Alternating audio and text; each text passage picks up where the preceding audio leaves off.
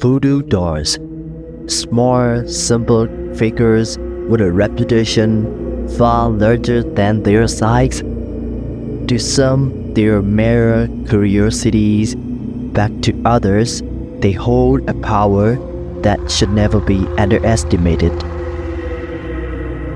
Welcome to the Devil's Diary.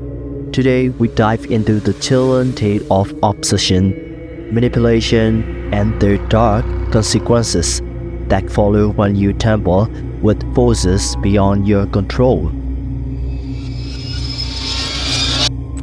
It all started with a package, innocent enough, left on my friend's doorstep without a return address.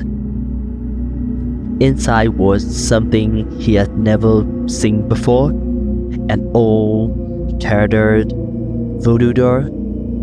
Its fabric warm and its eyes nothing more than small, dark bricks. A note for your protection or your revenge.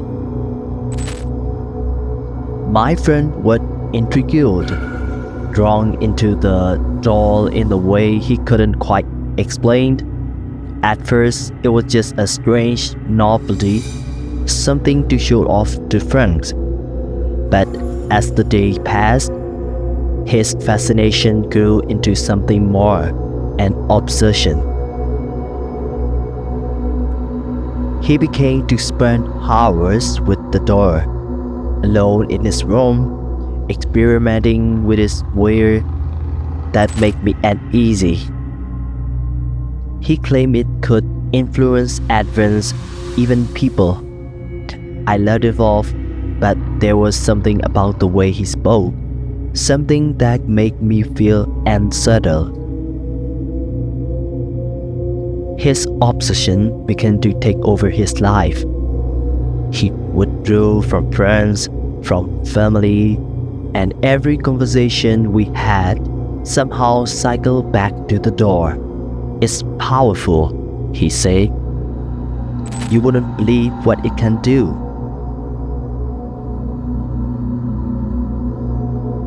It wasn't long before things started to change. Strange, unexplainable things. Exotic smart objects moving on their own, shadows that didn't belong. But soon it escalated. He began to use the door to settle scars, to hurt those that wronged him, and the worst part, it worked. His enemy started suffering. Incidents, illnesses, things that couldn't be explained by coincidence. My friend seems to relish it, growing more absurd, more dangerous with each passing day. The door became a tool of vengeance, and he was losing himself to its dark power.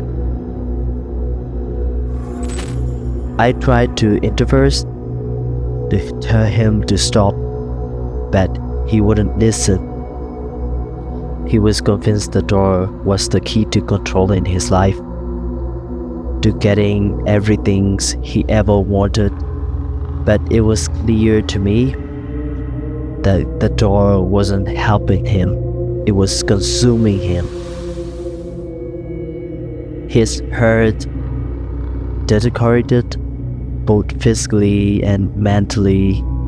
He became paranoid, constantly looking over his shoulder, convinced that the door was demanding more and more from him. I could see the toll it was taking, but he was too far gone, trapped in the web of his own making. One night, he called me in a panic, claiming the door had turned against him. He said it was punishing him, taking control of his life, his thoughts. I rushed over, but when I arrived, it was too late. The scenes was creamy, was something out of a nightmare. There he was, lifeless, with the door placed carefully on his chest, as if mocking him in death, at his head in life. The authorities said it was a heart attack, but I knew better. The door has taken everything from him, his sanity, his soul, and finally his life. I've kept the door sinks down, locked away where it can't hurt anyone else, but sometime late at night, I hear whispers coming from the box, as if the door is calling out, waiting for its next victim. The lesson here is clear. Some things are better left untouched. And on my friend's obsession with the voodoo doll led him down a path from which there was no return. Thank you for watching The Devil's Diary. If you found this story as chilling as I did, make sure to like, share, subscribe, and remember, be careful what you wish for, especially when it's involved powers you don't fully understand.